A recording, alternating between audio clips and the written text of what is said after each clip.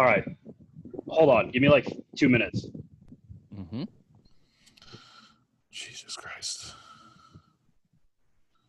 You know, you'd think that with an entire day to yourself after your family left you on purpose, you'd be able to just kind of figure out your technical side of things, maybe hop on a little early. Or, you know. You would think, but you know. All he was doing was looking at porn. So the internet was working he's probably for most of the day. He's probably been jacking off all day that she was gone. No kids, no wife, housed himself. Yeah. I mean, he gets laid probably once a month anyway, so you know, he's cranking one out left and right. If he was alone 6 hours, he nutted 12 times. 12 times. 12 times. Every half hour, just cranking one out. Yeah. Yeah. The first half dozen came just rapid fire. Yeah, and then you slow down after that because then you're like, oh god. Yeah. Well, he's fat, so the fatigue is going to have to set in, and then just the physical limitations of a 35-year-old man trying to ejaculate 12 times a day is, that's a natural hurdle that you got to get over. Oh yeah. I mean, but coming from someone that probably doesn't get laid as much, clearly Ray, it's probably at least 10 or 15 seconds. He's like, all right, I'm done. Boom, boom, boom, boom. But yeah, after like maybe 6 or 7, then he's going to start breaking a sweat and he's going to start slowing down. I'll have to take a break halfway in between. Like, oh God, I got to take a break. Yeah, he eats some Doritos. Yeah. Doritos and Pepsi. Wipes off the Cooler Ranch dust before he grabs his dick again. You think it's Cool Ranch or nacho cheese? He's probably cheese. nacho cheese. He's got an orange dick trying to jack. He's definitely a fucking nacho cheese guy. He looks down. Why is my dick all orange? Oh, man, I should shower. Nah. Nah. I'm just going to do this again in 7 minutes, so. Let me go watch this Paige Van Zandt fight again. Oh, the video. Oh, yeah. Oh, God, it's so fucking funny. I guarantee you can't get on because he's in his fucking basement. Go upstairs, you idiot. Idiot. Oh, here he is. Hey. Welcome back. I'm the smartest man alive. Hey, Ray, can you answer us a question? How long was Kelly gone today? Dude, she just got back at, what time is it? Like 6:30 she got back. So how many hours were you What time did you wake up? 11? 11 o'clock. So 11 to 7, 14 times. 14 times. Wow, times. Ray. Okay. None. So, I didn't jerk off once, if that's what the question is. What? How are you in a house by yourself and you didn't jerk off once? And how do you not I ran, and I was so tired that I couldn't do anything the rest of the day. You know what you probably could have done? That you probably could have jacked off 14 times and burned just as much calories, you fat fuck. Yeah, especially when you ran to McDonald's, got a 12-piece McNugget, and ran and a home. Big Mac. Ran your fat ass home. Oh, shit. Anyway, thanks for figuring those technical difficulties, Ray. Speaking of Big Macs, we want to get into this Monday headline, July 13th, where we're going to cover everything over the weekend, starting with UFC. So, welcome.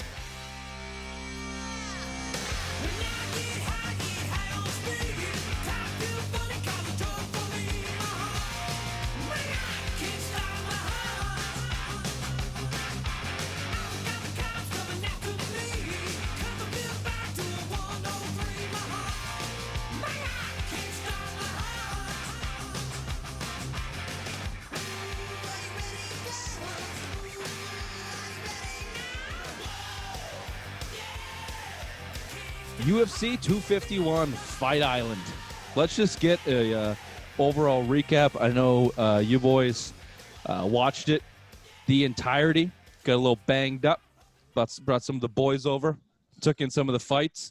So I'll hand it over to Trash Bag or Trash Can. Sorry, I've been calling you Trash Bag lately. I don't know if that's better or worse, but That's all right. Whatever. Billy Fight Guy Trash Can, just give us your headlines of the fight last night. I mean, I think the biggest takeaway of the fight, Max Holloway got robbed. I think this is the biggest headline coming out. You heard Dana White after the fight basically said, we need to change our judges. You know, two guys gave him, I think it was 3-2 in rounds, and only one of the judges, Ledger, I think his name was, gave him 3 rounds for the win. I had Holloway at 3 rounds. I thought he won the first 2, lost the third, and then I think he took the 4th. So right there, and going in the 5th, he was winning the fight, and I think he fought the 5th round kind of like he was winning that fight. So I think there was a big controversy. But again, when you're a champion, it goes to the judges more often than not. You're going to get the decision in a close fight. We've seen it in the past. The John Jones fight, his last fight was the same way. I thought he lost the fight, and then again he went and got the decision because he's a champion. Main event, boring as fuck. Masvidal looked like he hadn't fought since November and shed 22 pounds in 6 days. He looked like he fought on a week's notice. And Usman basically just pushed him in the cage and stomped on his feet the whole time. He basically just did enough biggest to win the fight. bitch move I've ever seen in my life. And then, Bill, hold on, Bill. If I could, have you ever seen the stomp move as predominant as it was in that fight last night? I've seen it a few times, but not like that. Like he was literally just on the cage, just stomping on his feet. Like, hey, it worked. Yeah. He landed a few good strikes, but again, that was an overall boring fight. I think the hype was more real. That's what all came out. He came out pretty strong, landed a couple early, yeah. But yeah, and when I was watching it back, I don't know if it was the announcers or the commentators on a highlight, I forget, but the Usman had him up against the cage and was just saying, foot stomp 88, foot stomp 89, foot stomp 91. It was crazy. I couldn't believe that shit last night. Yeah, what do you think his foot looks like? What do you think Masvidal's foot actually looks like? It didn't look that bad, though. It looked like he was missing a little bit and just kind of hitting the big toe, which I think would be worse. You have to imagine the day after that, just repeating, like as kids when we were just Charlie horse the shit out of each other. Like the next day, your whole thigh is just blue and black. You're like, his foot's probably all fucking mangled. In the least surprising thing of the night, our girl Paige, 2 minutes, got armbarred, submitted in 2 minutes. And like I said, she did not deserve to be on that fight card. She begged to get on the fight card because she's a fan favorite, but it was an absolute joke. And she was a minus 900 or a plus 900 to win that fight or some ridiculous shit like that. So, yeah.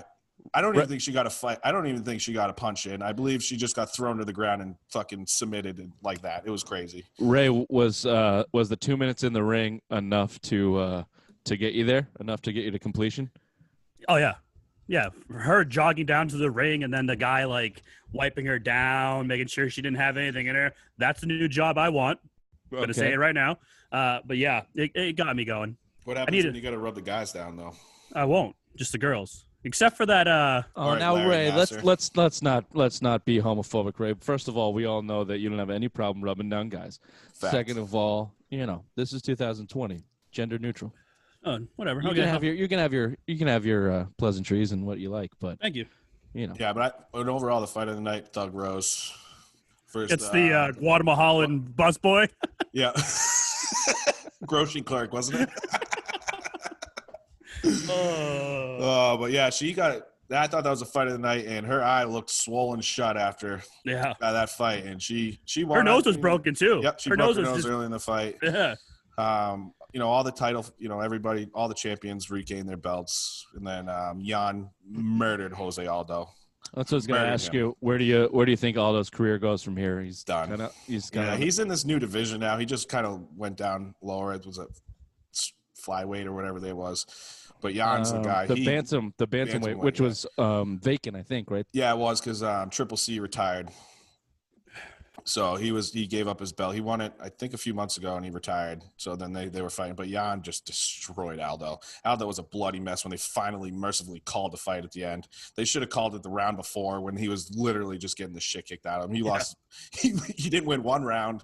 I mean, he's getting up there in year. McGregor knocked him out in 13 seconds to get a title off him too. So it's like, you hate to see the greats go out the way of getting their fucking teeth knocked in. But as far as the Max Holloway fight, that was the biggest horse shit because that would have set up the trilogy. He really lost the first fight in a decision, but the second fight, there's more people think he won, and I thought he won too. We were saying it because me and my other buddy Ray bet a little money on all these fights, and I had Holloway in this fight, and I lost. Heard you didn't do that great last night, Bill. Nope. No, I did not. I lost a few shekels. betting on these fights. I think I went two for 6 on the Woo! Yeah, our UFC guy was not on last night. fights. Dude, I picked Rose and then realized she was fighting a Brazilian, so I switched my pick. And then, of course, she comes out and fucking wins after she already lost to this girl before. Yeah, Bill never- has Bill, as a big fantasy guy that we don't let you talk about on the show, you should know never tinker. Never tinker. I know. Just I go know. with it, man. Just I know. go Bill has with the it. he has the dumbest way of picking fighters too. No, he I goes, do not. he goes, No, all I right, do not. if they're Brazilian, I take them. Then a Russian comes out and he goes, oh no, you always take the Always Russian. start with the Russians, then you go Then to the Brazilians. then Usman comes out and he goes, never ever bet against a black guy. Just like what kind of fighting skill picking is this? This is terrible. Dude, the Russians are fierce. Dude, the guy that I Except for that fucking one that you got that Oh, got his God, ass. he got his ass kicked. I forget his name. But that Was Czech he- Republic guy knocked out Yuri. Yeah, Yuri. Yeah, knocked Yeah. him out. That was a good fight. Was he Yeah. describing his was he describing his strategy before or after the 3 or 4 hours of pool drinking? I'm assuming after. Middle. Oh yeah, it was after. It was in the Well, middle hey. of drinking. Me and Ray Guay have the same thing, but when it comes to fighting, we have the same strategy. Well, look, results don't lie. 2 and 6, you won 2. That's all that matters. Yeah, but the last time we did this, I went 5-1 against his fat ass. So okay. ups and downs, baby, about gambling. What's the total numbers there, Rain Man? 7 and 7. So you're 50-50. 50-50. That's Yeah. winning. That's winning in gambling, kids. Yeah. When we start our gambling shows, we'll That's winning. if you're not losing, you're winning. That's right. All right. Well, okay. I know Fight Island has a bunch of cards lined up, right? Yep. So, what is it every weekend this month? So it's Wednesday night. There's a title fight Wednesday. Then Saturday, I believe, the 18th, there's a fight. And then the 25th, and then they're done. And then they have Stipe and DC 3 in August 15th, which is UFC 252. And that is going to be a fucking great fight. 2 heavyweights for the heavyweight title. They've each knocked each other out once. And DC crying. Should have took over the Michael Jordan crying meme, but, That's hard to do. He's the GOAT. it's hard to do, yeah. All right. So we got to, all you UFC fans got a stacked couple weeks here coming up. We'll do our best to give you the headlines. All right. Next up on the ledger, we got No. Oh, We the didn't. Big Mac. Oh, I'm sorry, Ray. Big Mac. No. I don't even care about the Big Mac special. The one thing we didn't even touch on, Rich, did you watch this at all, or did you watch the playback? playback. So there was this guy walking everyone down to the ring. Yeah. This guy, I'm not fucking joking, 7 feet tall. You never saw his face. All you saw was from his neck down to Oh, his I dick. saw that. I Dude, saw all the the thing- fighters were like 6 feet or under, so you only saw neck up. It was like, who the fuck is this guy? So we were waiting for like every fight, we'd wait for the stats to see how tall the fighter was, and we were just like trying to figure out how tall this fucking guy was. We're figuring like 7'2". Well, Volkanovski is 5'6", and he was at least waist high. Oh yeah. This guy was He's a only waist monster. high. I This saw guy's some screenshots of it, but all the video they just cut his head off. Yeah, you didn't No, see his head at all. dude. You That's never it. saw his head because they obviously wanted on the fighters, and all the fighters are so small. So this guy's just walking him down. I have no idea who the fuck he was, but he was. Yeah, we have no facial recognition of this guy, but we just neck That's amazing. to dick. That's all you got. That's all The you got. this UFC guy. Fight Island Headless Horseman Yeah. walks you down to the ring to get your ass kicked.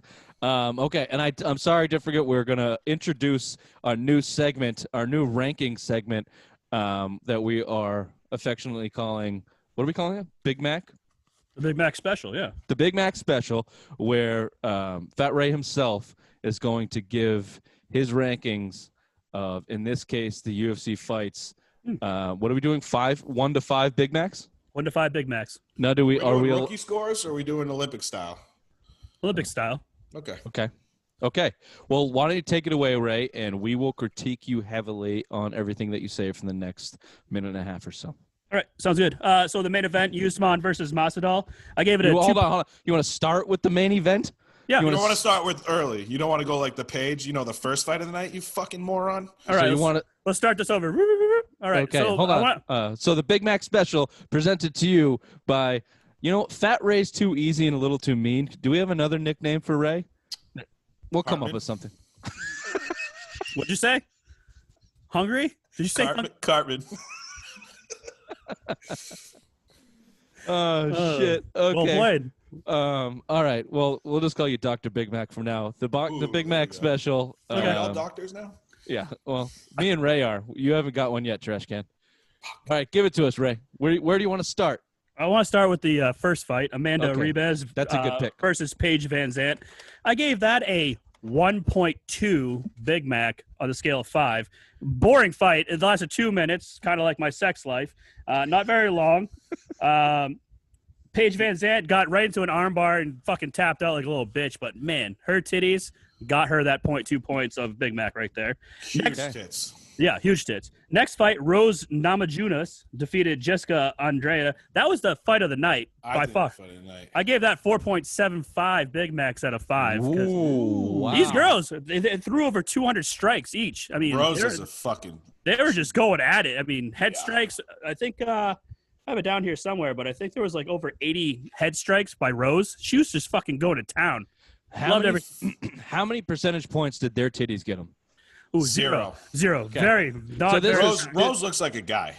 They both look like guys. This was all based on the fight. Okay, this was a fight. Yeah. Hey, good for you and good for them. Peter Yan KO'd Jose Aldo. I gave that a 3.9 out of 5. It was a good fight. Peter Yan beat the shit out of Aldo. It's not your Big Mac scout. Yeah. Volkansky. I can never say his last name. But simple minds. Volkanovski. Thank you. Defeated Max Holloway. I gave that a 3 3/4 because Holloway got screwed out of the fight. He should have won that fight. If he would have won that fight, probably 4.25 Big Macs. I like how you're switching up your decibels and your fractions. This is good. Thank you. I put so much thought in this too. This is the most prep you've ever done. I did. And Usman defeated Masvidal. 2 Big Macs. A very boring fight. 2 Big Macs. Okay. All he did was stomp on his feet. I mean, that was the most boringest fight of the whole night. That was like 2 Big Macs and they forgot the special sauce. Yeah. Two Big Macs or otherwise Ray's breakfast. Yeah. It's what Ray ran a half a mile for today. A 10-piece McNugget. All right, that was well done. Golf clap for we got to come up with a good nickname for you. We'll just call you Dr. Big Mac for now. Thank you. But the Big Mac ranking system it's on its way. I think it's on its way. That was good. 3 3/4, almost got 4.25, but didn't quite get there. I love it. Okay, now we're moving on. We got some Patriots news. We kind of got like legitimate off-season, kind of like normalized life sports news revolving around the Patriots this past week and these past few days going into the weekend. The big one starting off, I think Field Yates was the first to report that the Patriots came to settlement with both Antonio Brown and Aaron Hernandez revolving around their signing bonuses. So obviously Antonio Brown was last year, had a $9 million signing bonus. They settled for $4 million. Aaron Hernandez, for anybody who you forget, was a murderer who is now deceased via suicide in jail, RIP. This was going back, allegedly, also allegedly homosexual, which is Ray's perfectly fine with. Oh, yeah. This was a 2013 signing bonus. Look, the details aren't that big of a deal, but they settled for $2.25 million. Big news out of this is they took their cap room from $500,000 to $7.79 million and let the NFL offseason floodgate rumors revolving around the fucking Patriots begin. This is what we're kind of used to, boys. First off, before we get to these free agency rumors, you guys got anything on the settlements here? Obviously, it's good news all around. It's probably the best they could have done, I guess. Anything? I have a question, and I brought this up to Bill last night. How did they settle on Aaron Hernandez's bonus? Isn't his daughter? It's the one. The daughter. It's his wife because she has custody of the daughter, and then since she's under 18, it's the parent that has to agree to all that stuff, and it's Baez, the fucking Casey Anthony lawyer that got him off for the double murder. He's the one behind all this shit. He's got to be, or it's the PA. It's probably the PA, honestly. Because how much money did this girl lose? $1.5 million. I think they were fighting over $4 million. So he got 2.25. So imagine when you're 18 and you realize when you were 18 and you fucking get all this money and you realize your mom just screwed you out of almost $2 million more that you could have Dude, had. they're so broke. He spent all his money fighting to get off. Like they're so broke. This is perfect. Angie's got another kid. His daughter's never going to see a dime of this. Shania Jenkins is going to fucking blow every single penny of that.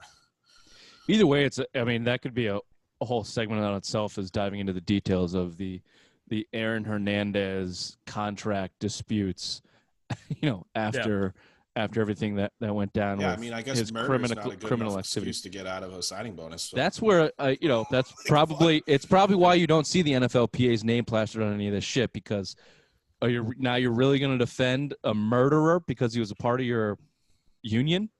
Come on. Where's the line drawn? Well, you defended Ray Lewis, am I right? Yeah, you are right. But look, if this is going to a innocent daughter of a piece of shit, then whatever. I hope that all goes well. Probably won't, unfortunately. But go ahead, Antonio, Bill. get $4 million back. $5 million from Antonio is huge because you owed him $9 million. That's huge. That's the big one. I think even if you paid Hernandez the $4 million or whatever, I don't remember the exact number. It's roughly around $4 million. You're still gaining cap because you're not paying that asshole Brown $9 million. Yeah, that Antonio Brown deal was, man, what a risk. Fucking Brady, $5 million for 2 weeks. Fucking Brady should be paying that shit. They're not bringing Antonio Brown in there if Brady's not bitching the way they're bitching. Can I ask you a question, Let's be honest. Outside of this, if the Brown rumor to the Patriots, because he's been pushing that, how big of a fucking kick the balls to Tom Brady would be if they brought in? You stole my fucking take. Nice. I asked you this question last night, dickface. All right, so go ahead. So we'll start with Antonio Brown, which is, he's been tied to a bunch of teams. Seattle. I think he's going to Seattle. Baltimore. I think that it is close to 0% chance that the Patriots bring him back. I'd put it at 0. But so Ray, you're in the opinion that if he came back, you're positive, you like that, you're good, shoved in Brady's face. Yeah, do it. Fuck Fucking that. They would never do it, but imagine if they did. That would be Bill kicking Brady right in the balls. Because what's the biggest rumor? Right Tom Brady always wanted to play with Antonio Brown.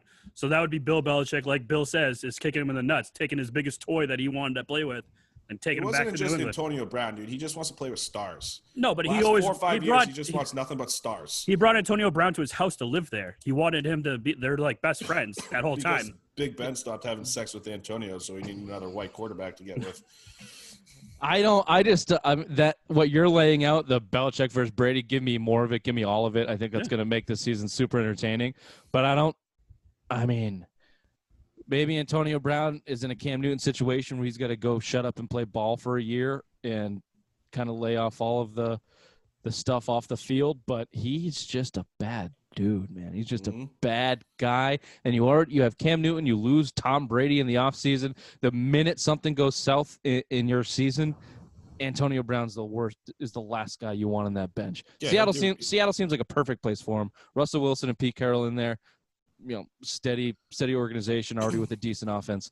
I can see that working. Fucking Instagram Live every team meeting. What he's used to do in Pittsburgh. I won't know what it is. Just fucking ridiculous. So, all right, AB's certainly the biggest stretch out of this one. The second biggest name, I don't know if this is all right. Well, whatever. We'll go through all of them. Second biggest name is Jadeveon Clowney. So he's still out there. No one has signed him. He is reportedly looking for a big deal, something along the lines of $18 million for whatever the years are. But this far into free agency, you got to think that no one obviously is going to give it to him. A lot of comparisons to Cam Newton, looking for a prove-it deal. Everyone who comes up to a prove-it deal, the Patriots are always linked to because of the amount of winning that they do. I'll give you my opinion on this. If you're Jadeveon Clowney, the New England Patriots are the last fucking team you want to come to if you want a prove-it deal, because your sack numbers are going down.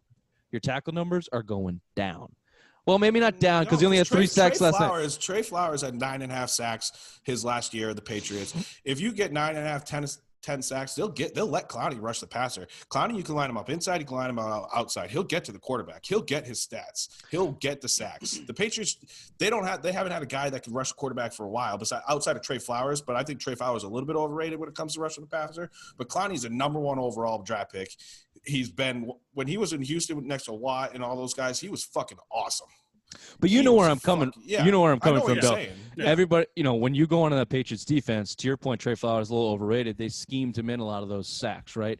So you can scheme Jabroni Clowney in a lot of sacks too. You could, but you could also scheme him out of a lot of sacks. Yeah. They asked their end guys to fall back in coverage. They asked their end guys to set the edge on the rush more than anybody in the league. Mm-hmm. My point on if Jadeveon Clowney wants to go out and get a max contract for a D end, you want to go look at a team that's just going to let you sit on the end of rusher passer and go get 16, 17 sacks. Yeah. But I mean, if you scheme it like you did with Flowers, you remember Flowers was an end guy, but on clear passing downs, they moved him inside to get the better matchups on the guard and the center. So if you did that a lot with Clowney, I mean, I think he could put up double-digit sacks. You've seen it, guys. Dude, Mark Anderson, when they grabbed him, had double-digit sacks. Carter had 10 sacks that one year they had him. They brought him back, a year later, whatever. So you've seen these guys get their sacks. I mean, in the talent there, I mean, this is a Belichick special written all over it. It is. You're this long in free agency, and he's still looking. You just freed up about $8 million in cap space. You can give him half of that with incentives and build it into next year's deal. Ray, we know you're a star fucker, so I'm assuming that you're balls deep into this deal. You'd love to see Clowney on the team. Yeah, because he would be their guy that they double team, so you would have other lanes open. So he would be that guy that would come in here, sacrifice going to the quarterback, and just buy into this Belichick system, I think. And you have a lot of questions on the defensive side of the ball now. With you're getting a little bit younger. You're asking the guy from Michigan, Winovich only played 30% of the sacks last year. You're going to ask him to get up 65-70% of your sacks now as an edge rusher. You lost a few guys on the front line. Van Noy's gone. All those guys have left. So, I mean, you got younger with second and third round draft picks. But if you can add a first overall pick for under $5 million, this is a fucking no-brainer. You put him on his side too? What's good? I would say put him on Winovich's side, Clowney. I mean, that would build that kid's up. He'd be having free lanes to the quarterback the whole time on the pass rush. And especially you have Lawrence Guy there, and I actually really like Lawrence Guy. I thought he had a great season last year. He's a guy that can take up two guys. Yeah. You free up Clowney to get to the quarterback. That'd be one of those things that you wouldn't know who to put double team on. You got some big bodies, Alan Branch and those guys too. Look, I think Jadeveon Clowney, he's still on the team. No, he's not. He hasn't been on the fucking team in like 5 years, bro. Who am I thinking of then? Lawrence Guy. I mean, Branch, they got rid of him after the Atlanta Super Bowl. He sucked after that. Okay. Either way, my point that I was trying to make is, I mean, first of all, I think Clowney is wildly fucking overrated. The number one overall draft pick screws a guy like that because he's not good enough to be a number one overall draft pick. So he's always going to be considered underrated.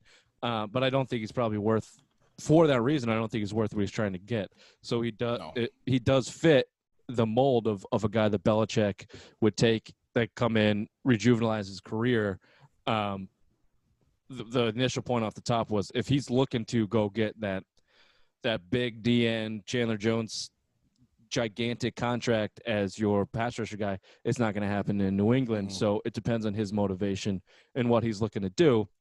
I mean, you give Belichick a guy with that kind of skill, and if he's motivated, he's going to make him a player. He's going to make him a productive player. It's going to make everybody around him better, for sure. The other big name out of Cleveland, David Njoku, tight end out of Cleveland, who ton of talent, ton of upside. Obviously more of a pass-catching tight end. He wants the fuck out of Cleveland, and the Patriots have been linked to him for a while, and the Patriots have a decent track record trading with the Cleveland organization. Bill's still got some ties there, so that's been the obvious choice for analysts to pick him going to the Patriots. Reported the Cleveland Browns want a mid-round pick, aka a third round that you just lost for cheating again. And what do you guys think? You obviously drafted Asiasi and what the fuck is it? Dalton Keene. Dalton Keene, yeah. So you got some young guys, then you still got fucking Chris. What was the guy's name out of Matt Lacoste and Matt Lacoste. Ryan Izzo. Yeah. So the useless guys that were here all last year, two unproven rookies. You're bringing Njoku in. He's a proven pass catcher in the league. 2018 finished with 56 catches, 639 yards, and 4 touchdowns. Ray, Starfucker, I'm assuming you're okay with this? Yeah, I'd do it. He's a proven tight end. Why wouldn't you? And then you get he was playing with Baker Mayfield, so obviously something's not going right over there. That organization's falling apart. You could probably get him on the cheap 4th-round pick and probably get him over here. I'd do it in a heartbeat. Bill? Yeah, for sure. I mean, I think he was a first-round draft pick or early second. I forget the exact pick where he was. He was late in the round. Yeah, he was a first-round pick. He was late in the first round. The talent's there, but he's kind of underachieved. I think he got hurt last year. Didn't he break his arm or collarbone last year or the year before? Year before he was out. I'd want out too because you just handed Austin Hooper some serious tight end money. You know, biggest contract ever for a tight end. Yeah. And then think about all the touches. Where are the touches going to go? You got Hooper there now. You have Beckham. You have Jarvis Landry. The other guy from the running back from Georgia. You have him there, and then Kareem Hunt's still there.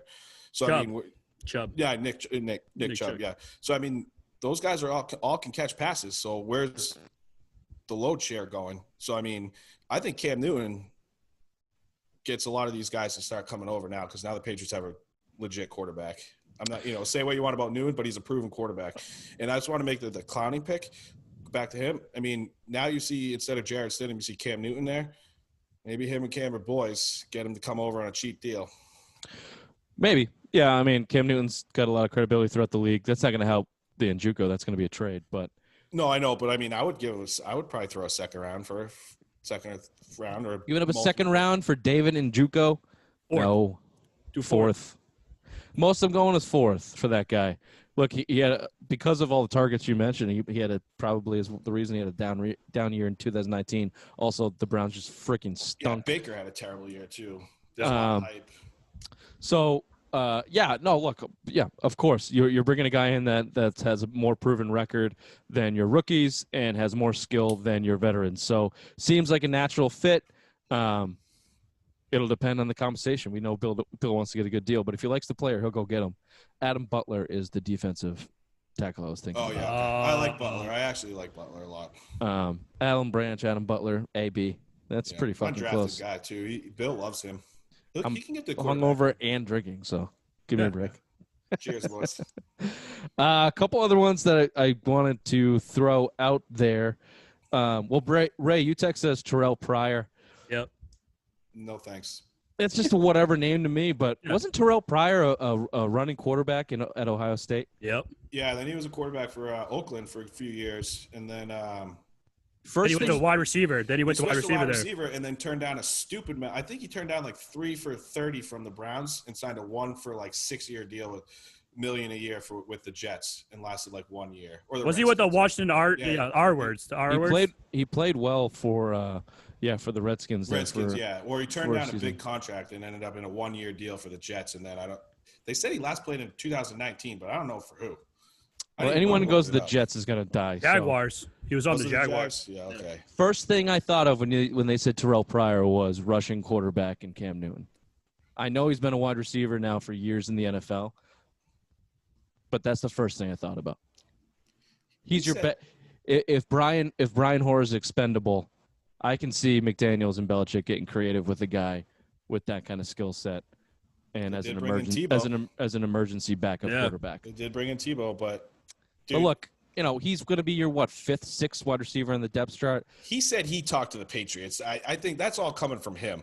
This isn't coming from the Patriots. This isn't coming from any fucking reporter linked into the Patriots. This is coming from Terrell Pryor himself. Yeah, you're probably right. A couple other guys that were brought up that are still free agents out there, a little bit older, would be kind of depth pieces, but might fit what the Patriots are needing. Defensive tackle Damon Harrison, who had last played for Matt Patricia's Detroit Lions. Snacks. They can get him cheap, run stuffer. Like we talked about before, their D-line has some question marks on it for sure, and they're not the biggest, so. That's one guy that's still out there. And then offensive tackle, he's 38, but Jason Peters is still out there. You can get real cheap as offensive tackle depth. Goodbye. Don't even bother. Who's their third tackle right now, Bill?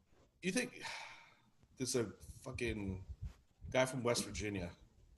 Like starts with a U or something. C. It's like, CU or something. He's from West Virginia, though. West Our- Virginia. Well, Our West Virginia Mountaineers. he's got some potential. He's from the Mountaineers, Sure. but you don't even have a swing tackle. And Marcus Cannon's injury prone. Isaiah Wynn is injury prone. Where did Peters come from? Philly? I thought he was retired. He was with Philly for a long time, but he's Yeah, 38. yeah, There's a I thought he reason retired, but- he's still out there. I think he got hurt. He might have blown an ACL. No, it was Achilles. I think he ruptured his Achilles. Maybe that's what same what fucking Isaiah Wynn did. So, look, these are the type of depth moves that will probably go unnoticed. But Jason Peters, the name, if you brought him in here, got cut at camp, probably seems like exactly what would happen with those type of players. Reminds me of when they brought in Brian Waters? Is that him? That Yeah. 1 year they brought him in? Yeah. Then he never played again because they've refused to give him more money. Typical Patriots. Typical. Come on in. We'll give you a chance to win the starting job, Brian Hoyer. Yeah, they went to the Super Bowl See that ya. year too. They went to the Super Bowl and that was it. Yeah, But, you have a chance to be a starter. Sure. Come on in. All right, so a couple things. I'm not sure if some of these things were not on the email this morning, so I'm going to throw them at you a little bit. But just to touch on it, Bruins released their playoff roster today. That just got the balls tingling a little bit. Where August 1st is when NHL is back, so we're less than a month away from that. And you just look at that Bruins roster and Jesus Christ, go fucking do something. To win the man. cup. I say this morning, they're favored to win the cup now. I mean, and one of the things, especially the Pastrnak, Marchand, Bergeron line, they have something to prove from last year. Yeah, Especially for sure. Pastrnak, where his thumb was all broken. The year before, he had 20 points in 12 games. He had 19 points in 24 last year. So in 2018, he was a fucking playoff monster. They can get back to that, dude. This team can go far. It's the Bruins are undoubtedly the team that this COVID crisis has hurt the most. Yep. Because they were on a friggin' mission, and it didn't look like anyone was going to stop them. So the biggest question mark is, can they come back? Can they come back that motivated and that hot and get back into their rhythm? We shall see. But when you get the news that the roster's out there, it's fun to see. Yeah, and no surprises either. Everybody, Canfer and Kevin Miller are the only guys out, and Canfer sat out because of COVID. But other than that, everyone's good to go, healthy, ready to roll. Yeah, I did see there might be a couple undisclosed players that had tested for COVID in the NHL, but seemingly it seems like the Bruins have escaped a lot of that. So hopefully they continue, and they are scheduled to be a team in Toronto, right, Bill? Yep, Toronto. Yeah, and they start with Philly, Washington, and Tampa is their round robin game. So start right off the bat. Tough. But I don't know. I don't know if Toronto says anything about it. They're obviously play there a lot every year. Maybe they'll be a little more comfortable there. We don't really have the parameters on what the bubble is for these NHL cities yet. You know what it is for baseball. Baseball, yeah. Well, that's what I was going to say. The Blue Jays are getting fucking jail time for leaving the stadium. So, and they're going to play in Buffalo this year. Yeah, they're trying to play Buffalo because Canada's having some problems letting them all in and us all in and out of there. So yeah, that'll be interesting to see. But yeah, so that'll be interesting to see how they handle the NHL bubble. We haven't got those details yet, but I'm sure we will at some point. But the Bruins will be comfortable there, and hopefully they can do some freaking damage, man. August 1st. We have never touched on golf in this program yet, but there was the Workday Charity Open PGA tournament this week. I watched a little bit of it, but it made news because there was a crazy playoffs between Colin Morikawa. Never even heard of him, but he beat Justin Thomas, who pretty much kind of pissed it away. So wanted to touch on that, get a little golf news in there. We're going to be hitting the links in the upcoming weeks. Maybe get a little video of Bill puking on the 17th or something. won't happen. Oh, and don't forget Tigers comes back next weekend. Yep. So that'll certainly garner some headlines. One thing out of the NBA, LeBron James has decided to not take on the NBA issued social justice logos. Some stats out of that per ESPN: 285 of the 350 eligible players in the bubble have chosen to wear the social justice logos. And then it followed up saying 17 players have decided to continue using their names. So that, Rainman, maybe you can do some math. That doesn't add up. There's a gap there of players doing something different than those two things. I'm not sure exactly what it is. But, you know, it's worth noting LeBron James has been one of the biggest voices and pushes for social justice movement. Makes sense. He's one of the biggest sports stars in the world. And his quote was, I had it here, hold on. Or maybe I didn't. 1 second. Just add to Anthony Davis backed out of his too. Him and LeBron going on the same path with that. Two of the biggest stars. So his quote was, quote, I didn't go with the name on the back of my jersey, and quote, it was no disrespect to the list that was handed down to all players. I commend anyone that decides something on the back of our jersey, just something that didn't seriously resonate with my mission, with my goal. Quote, I would have loved to be – oh, this is the thing that got me. I would have loved to have had a say. I would have – sorry, I can't read. I would have loved to have a say so on what would have – on the back of the jersey. That's not even English, but I'm okay with that. I don't need to have something on the back of my jersey for people to understand my mission and what I'm about. I don't know what all this means. Is this just LeBron being bigger than the movement, being bigger than the game, or is it he wanted to have a say in what was going to go on those jerseys? The NBA didn't let him. It comes off a little bit like LeBron being LeBron, no? Yeah. Maybe he's just focused on winning a championship because, like I just said, Anthony Davis is doing the same exact thing. Yeah, but when you're the biggest superstar in the league and you've been pushing this Black Lives movement since I think he was in Miami when he started doing this, when that kid got shot in Miami. Yeah. He's been Trayvon Martin. He's been pushing this shit for so long. Why wouldn't you be the guy, the superstar that you are, to be the guy that takes initiative from all this and put something on your back to push this movement along? He looks like an ass clown for not doing anything for it. The thing that jumps out is only 17 players are not doing it. Yeah. So if you're the NBA and LeBron James is your biggest star and the social justice movement is something that you are focusing on, and he's part of that small handful of players that are not doing it, that's your outlier. It's not it's not a united front. And the reason for not doing it doesn't really correlate with what doing it versus not doing it. What's the harm in doing it, LeBron? What's the harm in it saying something other than James in the back? Yeah. Nothing. Oh. So, it doesn't really, it's not the end of the world. And like you said, Anthony Davis is doing it too. So maybe it's a focus on the championship thing. But I'm sure people could combat with that with, isn't Black Lives Matters more important than a championship? Isn't this the whole point of allowing them to put the social justice movement things on their jersey? I don't know. That's LeBron being LeBron, I guess. Always making it about himself. I hate to see that. Hate to see it. Last thing, one thing to look forward to this week. We got franchise tag deadline. So the couple big ones, we got Dak Prescott. I saw it today. They're not even close. That's not happening. He's playing under the tag. And then for us, the big one obviously is Joe Thuney, but they just cleared that $7.7 million. Seems like under the tag. Seems like Thuney's playing under the tag. I don't know. I would have liked to see him get an extension, get a deal done, or pick up what'd you say, Bill? The first overall pick for Joe Thuney? That's what he's worth?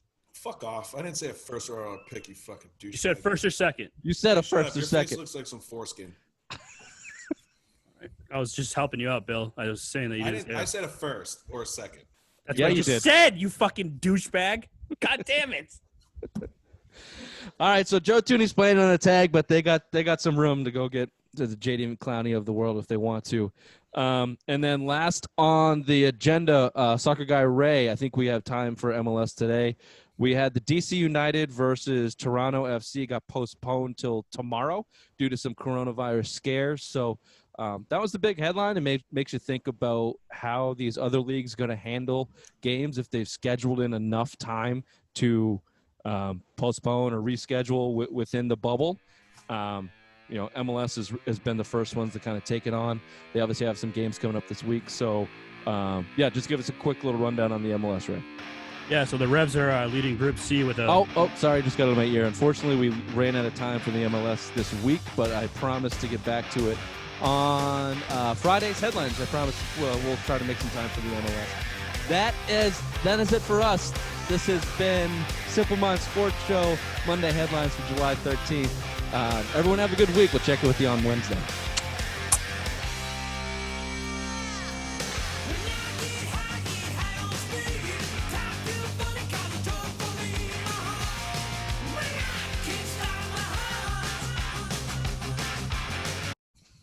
Yeah, we stayed pretty on key on that, right? Yeah, Close. that was 40 That was minutes. 41 minutes. Yeah, baby. Yeah, baby. That's what happens when you got nothing to talk about. We're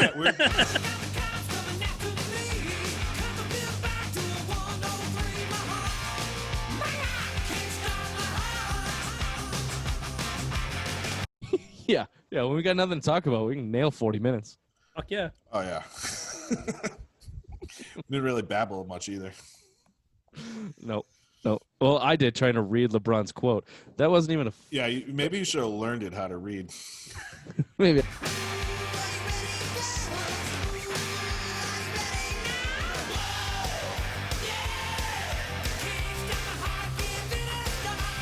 That's not even a sentence. I would have loved to have a say. So on what would have went on the back of the jersey. Yeah, that makes sense.